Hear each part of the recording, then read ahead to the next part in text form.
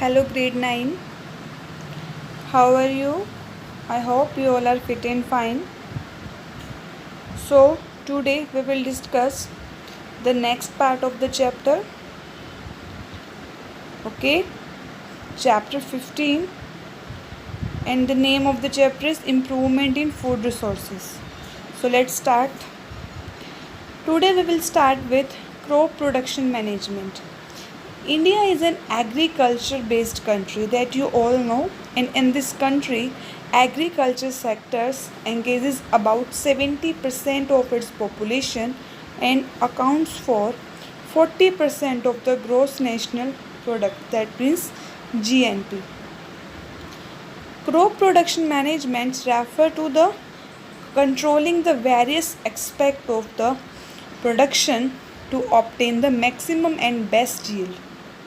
It has following three aspects. First is the nutrient management. Nutrient management, that means controlling the selection, timing and amount of the nutrient supplied to the crop. Like other living organism, plants also require inorganic element for building their structure and maintaining their metabolic processes. So these inorganic elements are called nutrients, which are supplied to the plant by air, water and soil. There are about 40 elements found in plant ash, but only 16 of those elements are essential for plant growth and development. So out of these elements, two elements are carbon and oxygen that are supplied by air, and hydrogen is supplied by water, and the remaining 13 are supplied by soil. The nutrients taken from air and water are very important because they constitute 94 to 99% of total plant tissue. Now, types of essential nutrient. There are two types of essential nutrient. First one is the macro, second is the micronutrient. In macronutrient, they are essential elements which are present in the plant in easily detectable quantity, and macronutrient take parts in synthesis of organic molecule and development of osmotic potential. Carbon and oxygen that I told you from air and hydrogen from water are non-mineral micronutrient. So out of 13 essential mineral elements, 6 are macronutrient. As the name indicates, macronutrient, that means that require in the large quantity. Example, nitrogen, phosphorus, potassium, calcium, magnesium and sulfur. Second, micronutrient, micro that means are required in the less quantity. So they are those essential elements which are present in the plant in small quantity. All of them are mineral elements. Micronutrients are mostly involved in the functioning of enzyme. So out of 13 essential mineral elements, 7 are micronutrients. That means iron, manganese, boron, zinc, copper, molybdenum and the chlorine. So these are the micronutrients. Okay. Now, sources, nutrient and the types. If the source is air, then nutrient that will be carbon and oxygen, and type is macronutrient. These are 2 in number. If the source is water, then nutrient will be hydrogen. That is also macronutrient, number is 1. Third, if the source is soil, then nutrient will be nitrogen, phosphorus, potassium, calcium, magnesium, sulfur. These are macronutrient. And iron, manganese, boron, zinc, copper, molybdenum, chlorine, these are the micronutrients. Soil is the most important reservoir of the plant nutrient. As we all know, crop plants regularly withdraw minerals from the soil unless and until minerals are replenished at regular interval. The crop plants develop disorders in structure, growth, function to disease. Mineral replenishment is done through the addition of manure and fertilizer to the crop. Now, what is manure and fertilizer? The deficiency of plant nutrient and organic matter in the soil is made up by adding manure and fertilizer to the soil of crop field. Both manure and fertilizer are major source of the nutrients of plant. So they are used in the crop production. So first is the manure. Manure are natural fertilizer. They are bulky source of organic matter which supply nutrient in small quantity and organic matter in large quantity. Manure is basically prepared by the decompositions of animals, excreta and plant waste. Manure basically include farmyard manure, that is also known as FMY, compost, green manures and vermicompost, etc. What are the advantages of the manure? They replenish the general deficiency in the soil. Second, the manure add organic matter to the soil which restore the soil texture for better reaction of the water and aeration of soil.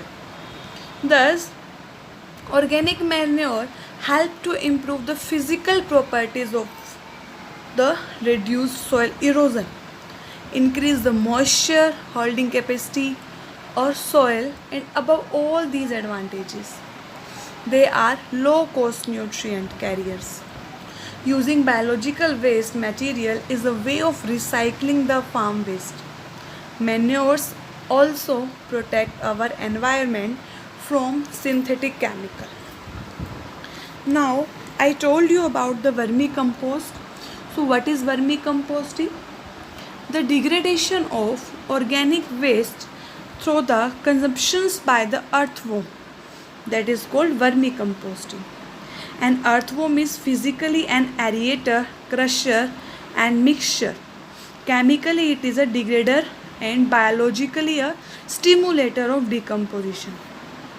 In India, following species of earthworm are used in vermicomposting. First is the Dicogaster bolani, Dravida Wales, Perioxene.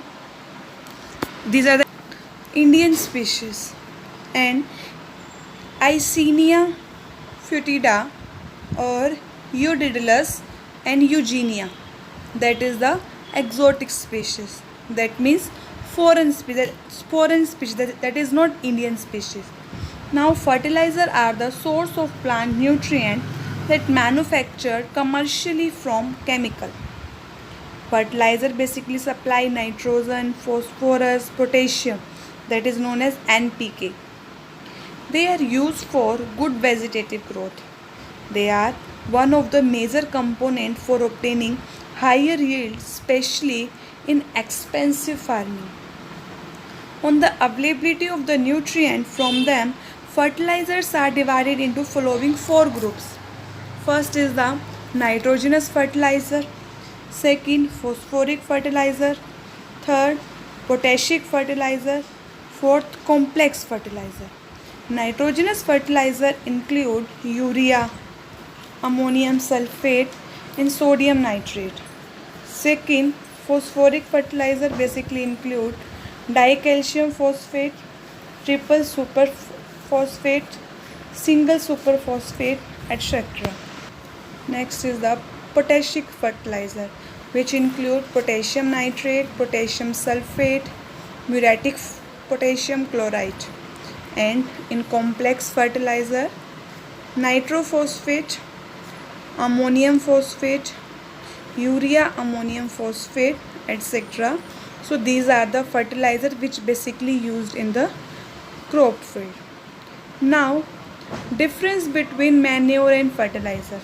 Manure basically include, that is a natural substance that is obtained by decomposition of animal waste and plant residue, and fertilizer is a human made substance which is inorganic salt or an organic composition. Second, Manure contains small amount of essential plant nutrient and fertilizers are very rich in the plant nutrient. Manure add a great amount of organic matter in the form of humus in soil and fertilizer does not add any humus to the soil. Manure is insoluble in water, thus the nutrient present in manure is absorbed slowly by plants. Fertilizer being soluble in the water and is readily absorbed by the crop plants. Fifth point is the manure is not nutrient specific and tends to remove the general deficiency from the soil. Fertilizer is a nutrient specific. It contains specifically provide nutrient to the soil according to the crop need.